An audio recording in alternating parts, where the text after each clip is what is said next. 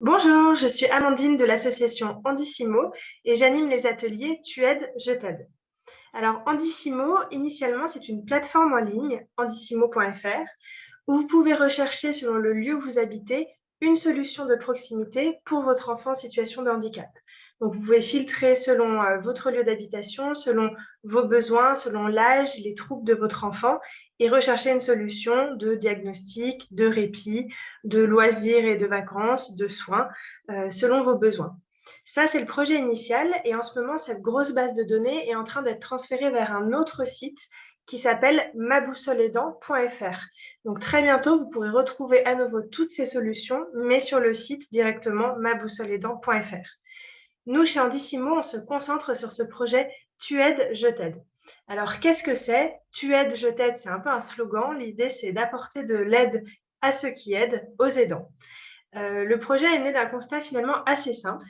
On s'est rendu compte que les parents qui avaient un enfant en situation de handicap recevaient souvent assez peu d'aide de leur entourage proche, à savoir la famille, les amis, les collègues, les voisins, alors que souvent ces parents ont besoin de plus d'aide que d'autres parents.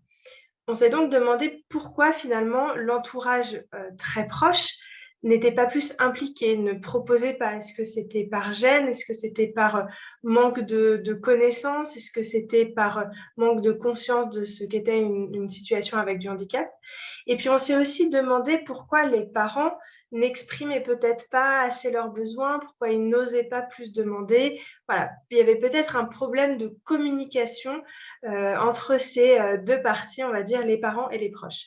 Alors pour confirmer ce ressenti, on a lancé l'année dernière une grande enquête à laquelle 700 parents ont répondu, peut-être certains d'entre vous, et une centaine de proches. Et ça nous a permis vraiment d'identifier un peu mieux justement ces ressentis, donc ces freins, ces blocages, ces leviers sur lesquels on pouvait travailler.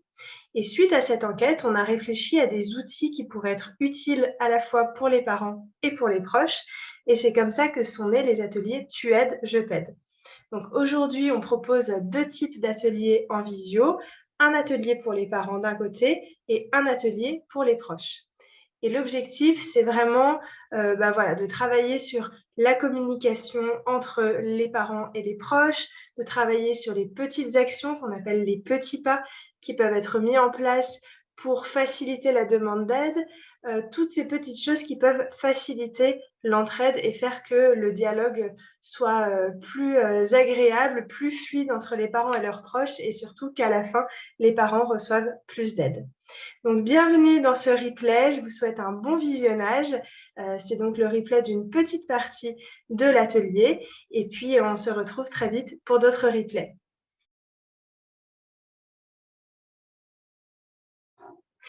Alors, bienvenue dans ce troisième replay. Là, on va passer à la partie un peu plus concrète. On va vous partager des exemples de choses très simples mises en place par certains parents pour favoriser l'entraide. Donc, comme on avait vu au début de cet atelier, ce dont rêvent la plupart des parents, c'est de pouvoir faire garder leurs enfants. C'est ce qu'on appelle le répit. Mais pour ça, souvent, c'est parfois pas facile de demander, c'est pas facile de le mettre en place. Il faut qu'une relation de confiance soit déjà bien établie entre vous et le proche, et il faut aussi que votre proche se sente suffisamment capable et en confiance justement pour garder seul l'enfant. Donc parfois, c'est difficile de commencer directement par la garde, par obtenir du répit. Et puis, si on repense un petit peu à l'enquête dont on parlait au début, on se souvient que pour accepter l'aide d'un proche et pour en proposer, il faut qu'il y ait vraiment une relation de confiance qui soit d'abord établie. Vous vous souvenez, on avait vu que dans cette enquête, 63% des parents avaient déjà refusé une aide. Et une des raisons principales, c'était un manque de confiance. Donc, c'est vraiment une notion importante. Et nous, on vous invite à d'abord commencer par des petites choses qu'on a appelées ici des petits pas pour pouvoir nourrir ce lien de confiance, pour pouvoir maintenir cette confiance et surtout ne pas s'éloigner de vos proches. Et puis, on avait vu aussi que l'un des freins principaux des proches, c'est qu'ils ne savent pas quoi proposer ou qu'ils ont peur de ne pas savoir faire. Et on pense alors qu'une bonne piste, c'est de commencer par des petites choses toutes simples qui vont les mettre en confiance, qui vont leur montrer qu'il y a des petites choses qu'ils peuvent faire quand même pour aider, qui ne nécessitent ni formation particulière, ni engagement dans le temps trop important et qui pourtant peuvent vous aider. Donc, c'est ce qu'on appelle ici les petits pas. L'objectif pour vous, côté parents, c'est vraiment de commencer à oser parler plus de ce que vous vivez de manière objective, en disant parfois que ça ne va pas, et c'est pas grave de dire que ça ne va pas. Prendre le temps d'expliquer, même si parfois les réponses sont maladroites et qu'il faut du temps pour se faire comprendre. Petit à petit aussi, mieux définir ses besoins, ça c'est un point important sur lequel on va revenir, et puis se rendre compte qu'il est légitime de demander de l'aide. Par rapport à la définition des besoins, si on revient aussi sur notre enquête, souvenez-vous, les proches, c'est vraiment de ça dont ils avaient besoin, que le parent exprime précisément des besoins, parce qu'on l'avait dit, mais souvent ils se sentent un petit peu démunis et ils ne savent pas vraiment quoi proposer qui pourrait être vraiment utile. Donc ça, c'est vraiment un point important sur lequel on va insister. Et puis les objectifs côté proche, voilà, c'est vraiment commencer déjà par oser demander comment ça va, oser parler du sujet, hein, parce que parfois ce n'est pas le cas. Voir qu'il y a des petites attentions qui sont appréciées, se mettre en confiance, du coup se dire ah ben, il y a des choses quand même que je peux faire qui sont utiles. Vaincre la méconnaissance du handicap en se renseignant, en parlant, en écoutant. Vaincre la peur de s'engager aussi, hein, se rendre compte que voilà, en faisant des petites choses, et ben, on ne s'engage pas forcément sur tous les soirs, tous les week-ends ou tous les mercredis. Et puis du coup, tout ça, se mettre en confiance, ça donne envie d'aller plus loin. C'est aussi comprendre qu'aider, c'est valorisant. On l'avait vu dans le replay précédent. Aider fait du bien aussi à la personne qui aide. Donc, je vous propose maintenant de vous présenter des exemples concrets qui ont été mis en place par des parents qu'on connaît, par des parents qui ont aussi suivi cet atelier comme vous, pour vous inspirer. Et c'est une liste non exhaustive que vous pouvez aussi compléter chez vous. L'idée, c'est d'aller piocher dans cette liste pour vous donner des petites idées selon vos besoins, bien évidemment. Alors déjà, nous, on pense que parler de votre enfant, parler de votre quotidien dès que possible, évoquer les difficultés de manière honnête, c'est déjà beaucoup parce qu'on se rend compte que les proches ne savent pas forcément, ne se rendent pas compte. On l'avait vu, hein, c'est difficile quand on ne connaît pas le handicap, quand on ne vit pas ça, de se mettre à la place et de se rendre compte vraiment des difficultés du quotidien. Donc voilà des exemples tout simples. Par exemple, on a Aude qui avait pris le réflexe quand on l'appelle pour prendre des nouvelles de sa famille ou d'elle-même, de toujours prendre aussi l'initiative de donner des nouvelles de son fils, même si ça casse un peu l'ambiance, parce qu'en fait, elle s'est rendue compte que sinon, les proches d'eux-mêmes n'osaient pas forcément demander et que du coup, ils n'en parlaient jamais. Souvent, il y a du malaise, peut-être du côté des proches, la peur un peu de tomber à côté de la plaque, de dire des choses qu'il ne faut pas. Donc, on préfère ne rien dire du tout. Et du coup, ça n'enclenche pas le dialogue. Donc là, on vous conseille à vous peut-être de faire ce premier petit pas pour pouvoir ouvrir le dialogue. On a Annick aussi qui avait rédigé alors, ce qu'elle appelle un petit mode d'emploi. En fait, c'était voilà, un petit guide très bref des choses essentielles à savoir sur son fils, le niveau de marche, le niveau de parole, le niveau de propreté. Et en fait, elle le partageait à ceux qui lui proposaient de l'aide. Elle s'est rendue compte que ça mettait tout le monde en confiance. À la fois, elle était plus en confiance vis-à-vis de ses proches, de se dire ils ont au moins la base. Et en fait, les proches aussi étaient plus en confiance d'avoir cette espèce de petit repère. Donc voilà, là on était déjà sur une idée de pouvoir garder un petit peu l'enfant ou au moins de passer du temps avec lui et ça aide d'avoir les informations essentielles. Là encore, ça peut ouvrir aussi le dialogue sur le sujet. Donc Anne-Sophie, là, un petit peu comme Aude, elle a pris l'habitude d'aborder en fait elle-même le sujet. Voilà, en mettant un petit peu les pieds dans le plat, hein, en disant notre fille Héloïse, elle a une trisomie 21. Est-ce que tu connais la trisomie 21?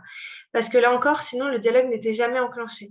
Et on le voit, c'est quand même la première pierre à l'édifice, c'est d'arriver à enclencher ce dialogue pour mieux comprendre les besoins, pour mieux comprendre le quotidien et pour ensuite pouvoir proposer ou demander quelque chose.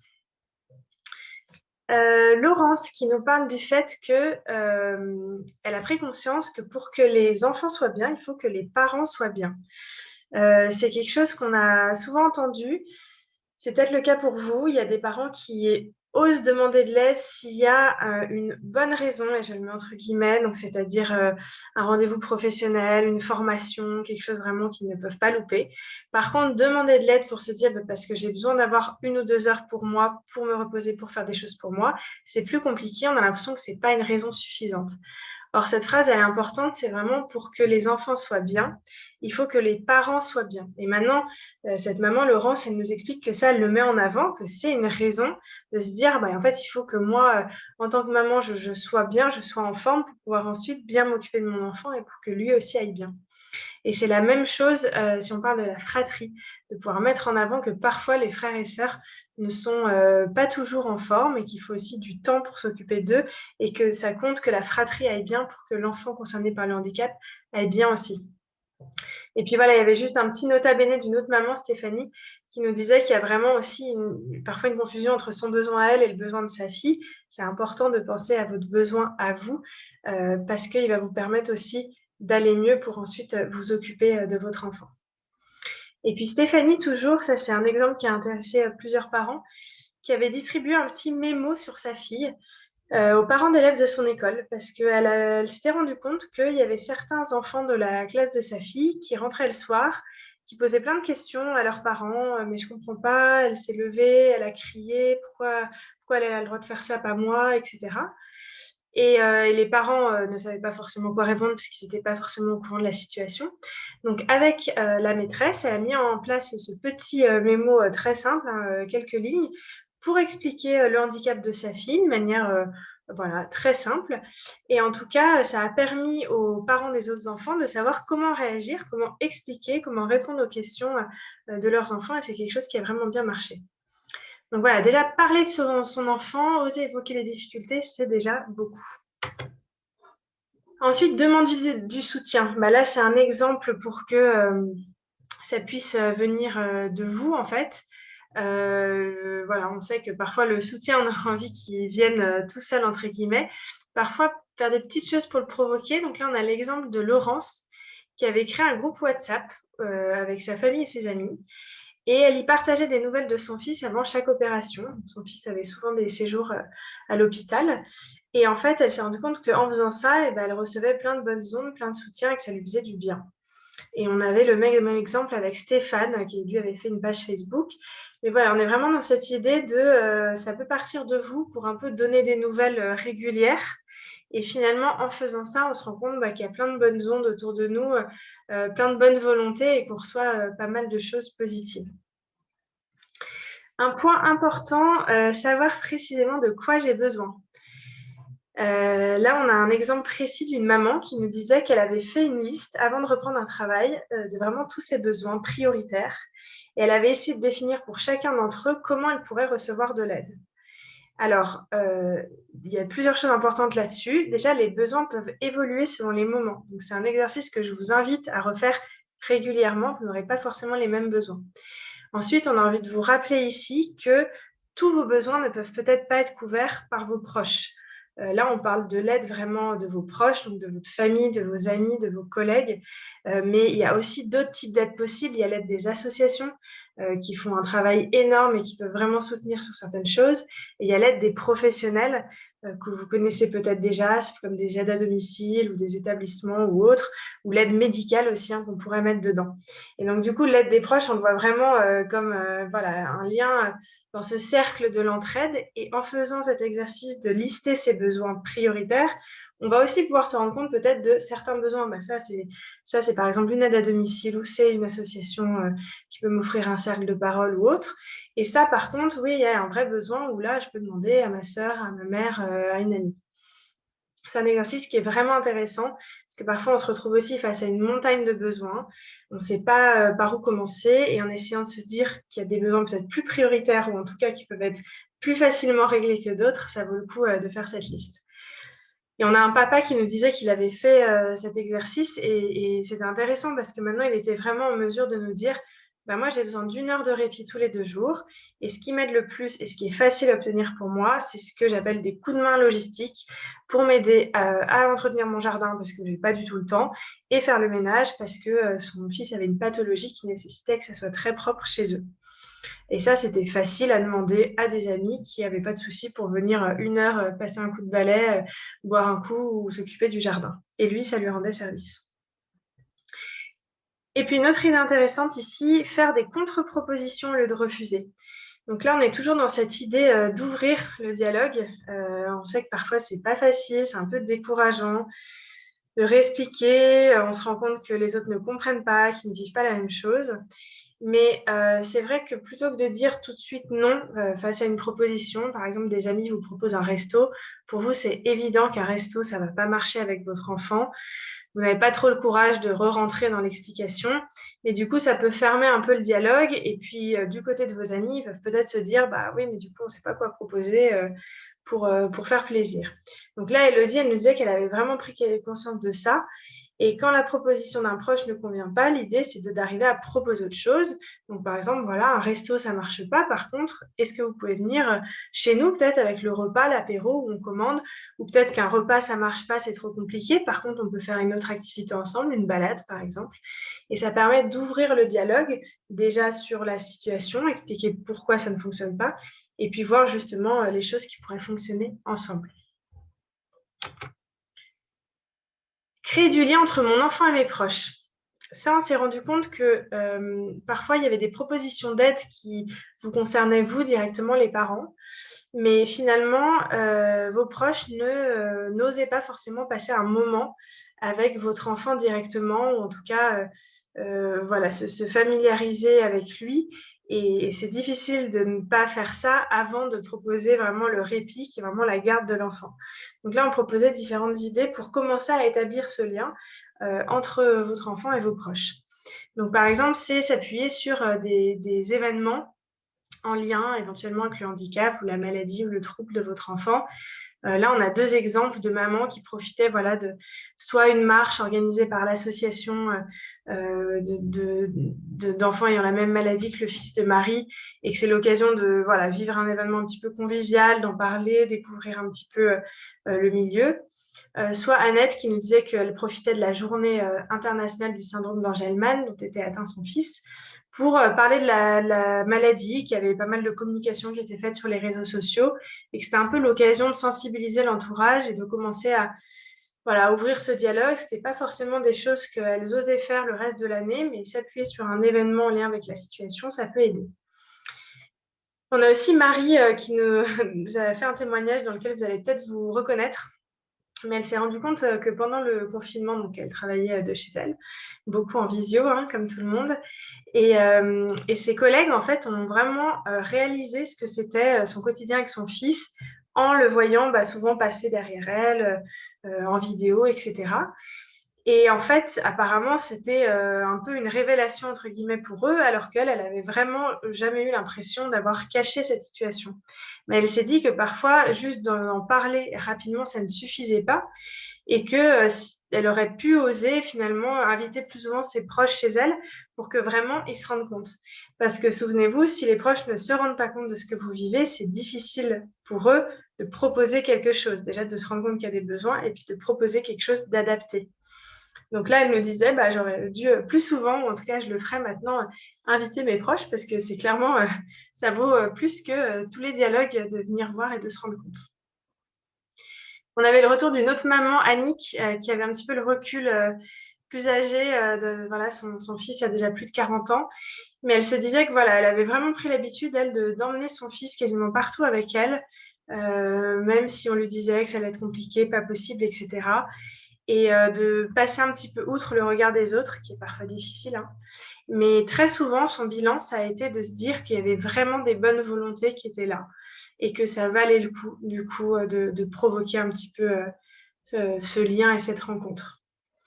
Et puis, on a Caroline qui a réussi à créer un réseau de babysitters dans son immeuble, tout simplement en parlant au fur et à mesure à certains voisins. Ça s'est fait par hasard avec un voisin au début, mais ensuite, tout ça, ça s'est mis en place. Et maintenant, elle a vraiment ce petit réseau autour d'elle qui peut lui rendre service à pas mal de moments. Et puis, d'autres idées à proposer à vos proches. Donc là, c'est une petite liste de cours dans laquelle vous pouvez piocher selon vos besoins. Peut-être qu'il voilà, y a des choses qui peuvent vous soulager 1 ou 2 heures dans la semaine et qui sont faciles à mettre en place pour vos proches.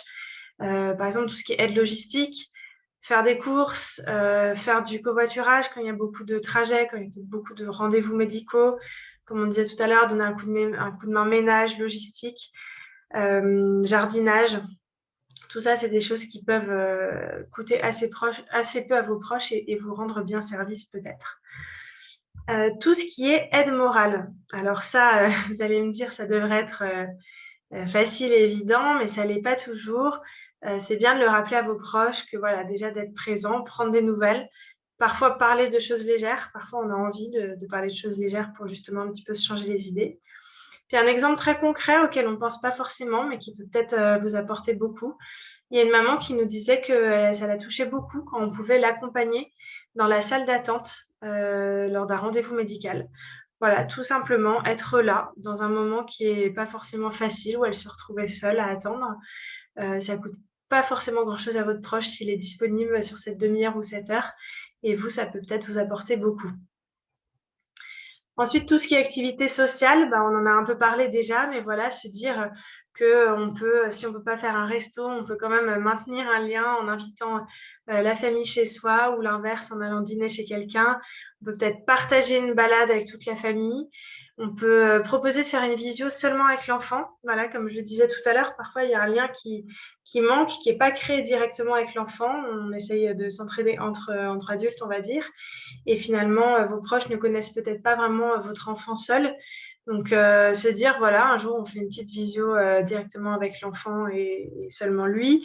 Ou si on peut être en présence de l'enfant, arriver à partager une activité avec lui, une chanson, un dessin, quelque chose. Tout ça en présence des parents, ça va vous permettre à tout le monde en fait de créer ce lien, de créer ce sentiment de confiance, de voir que ça se passe bien et peut-être du coup un jour d'arriver à faire garder l'enfant directement seul avec votre proche.